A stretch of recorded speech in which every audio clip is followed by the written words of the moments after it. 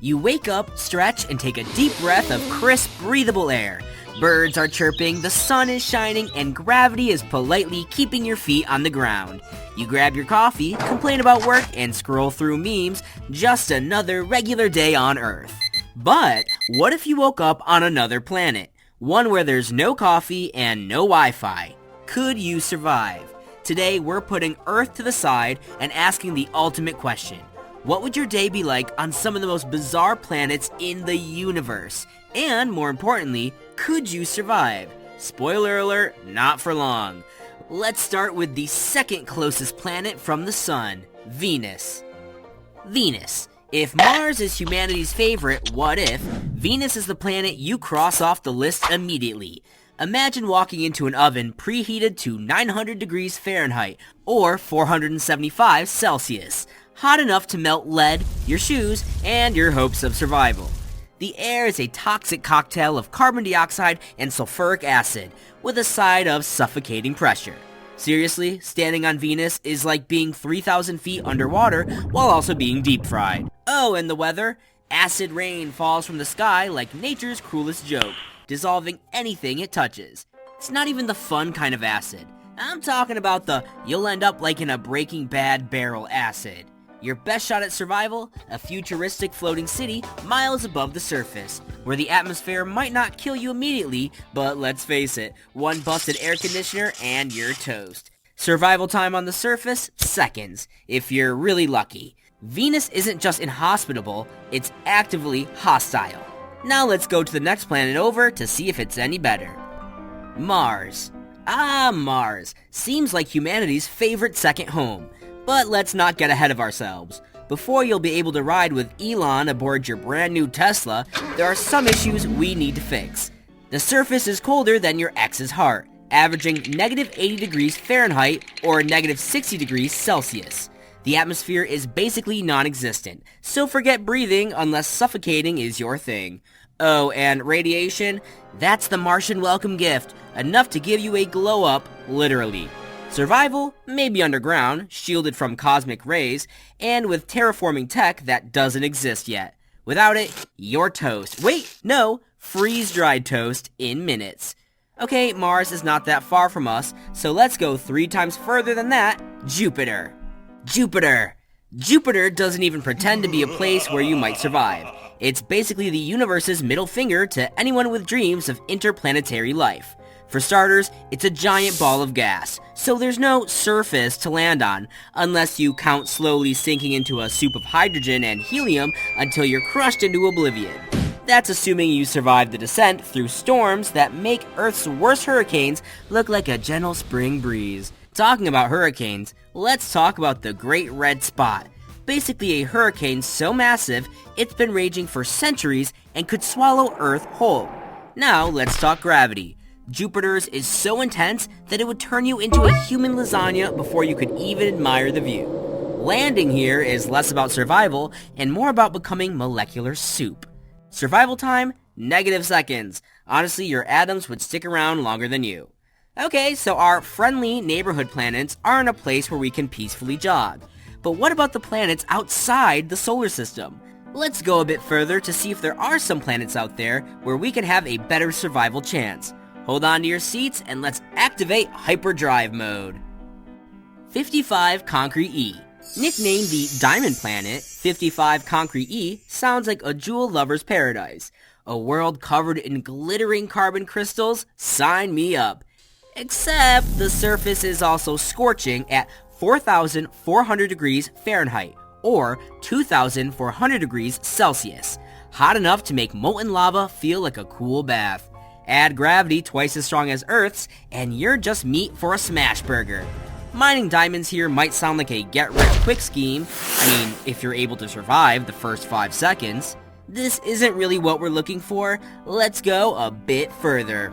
GJ1214b. Welcome to GJ1214b, also known as the Water World, at only 48 light years away from us. Finally, a planet covered in oceans, where you might imagine yourself floating lazily on a raft, sipping space mojitos, but let's not get carried away. For starters, the water here isn't your friendly H2O. It's more like alien soup with extreme temperatures and crushing pressures, turning it into a bizarre, steamy state scientists call supercritical water. Think boiling, suffocating steam that scalds you alive. And if the steam doesn't get you, the lack of oxygen and radiation exposure definitely will. Don't even think about it. The gravity on GJ1214b is stronger than Earth's, so you'd feel like a lead weight trying to stay afloat in an endless ocean of deadly water. And who knows what's lurking beneath those murky depths. Let's just say Jaws would probably look like a guppy compared to whatever alien sea creatures are waiting down there. Survival time, a few seconds, just long enough to realize this water park is not for humans. HD 189733b. We're now 63 light years away from Earth on a planet that has a beautiful name, HD 189733b. A planet where the water forecast is always supersonic winds. This nightmare planet boasts winds that whip around 5,400 miles per hour, which is about 17 times faster than a Category 5 hurricane. Katrina is just a baby next to these kinds of winds. But if you have some lead boots to weigh you down, you might be able to survive. Oh wait, I forgot to mention the glass. Yeah, so turns out those winds are laced with molten glass shards. So better bring your vibranium suit, otherwise you'll know what it feels like to go through a meat grinder. Survival time? Just enough for you to feel the pain of 1,000 cuts all over your body. I feel like there's no planet worth it around it, so let's go even further. Kepler 22b. We're now 640 light years away from Earth on Kepler 22b. This planet sits in the Goldilocks zone, meaning it's not too hot, not too cold, and might even have oceans. Sounds like a dream, right? Well, hold on to your space boots. Sure, you might survive here, but the real question is, for how long? Giant alien sloths might decide your dinner, or worse, some microscopic bacteria could digest you from the inside out before you could even finish setting up your tent. And let's not forget the weather. It could range from serene lake vibes to planet-wide hurricanes strong enough to yeet you into orbit.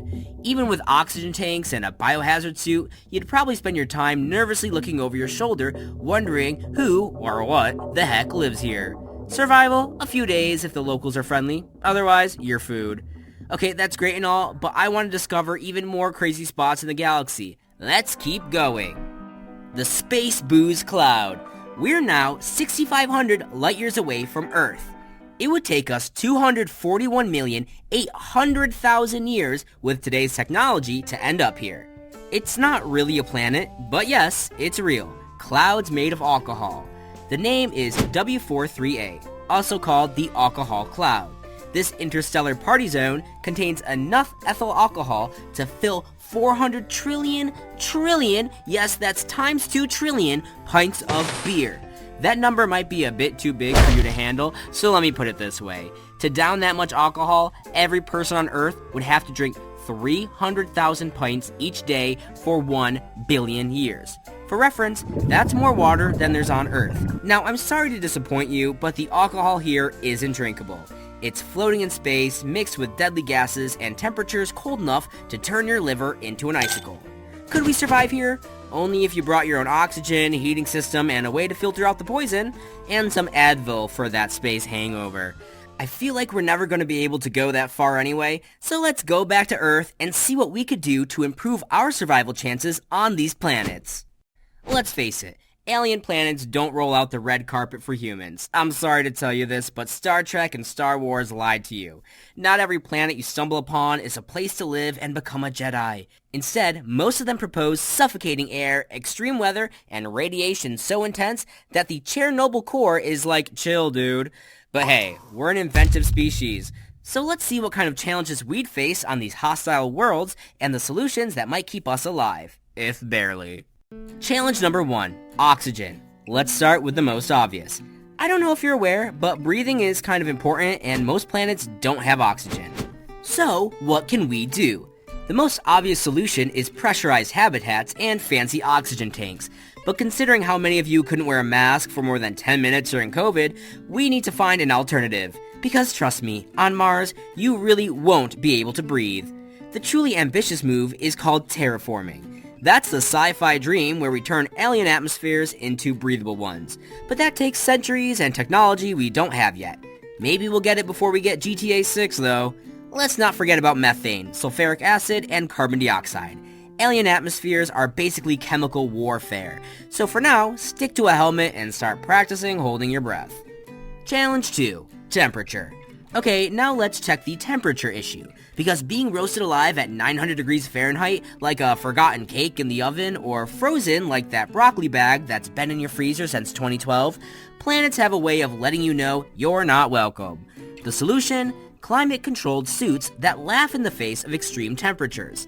NASA is already working on prototypes for Mars, so there's hope, if you don't mind looking like the Stay Puft Marshmallow Man. Challenge 3. Radiation.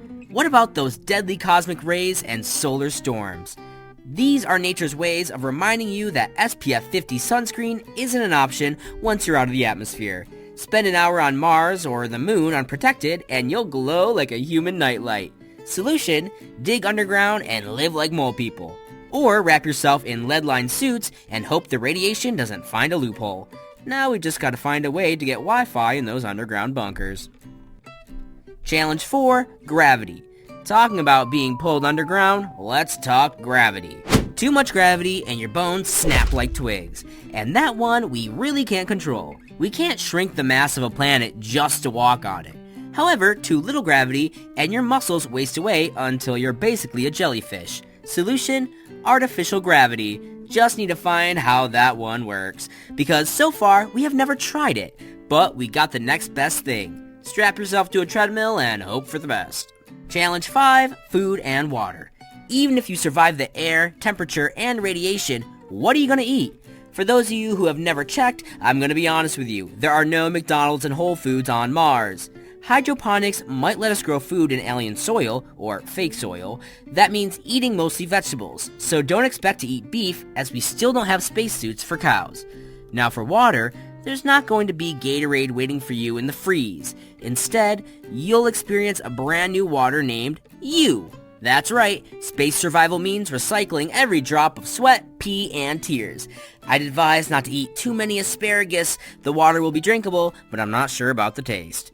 From diamond planets to boiling oceans and sideways glass rain, the universe is packed with wonders and an unhealthy obsession with trying to kill us.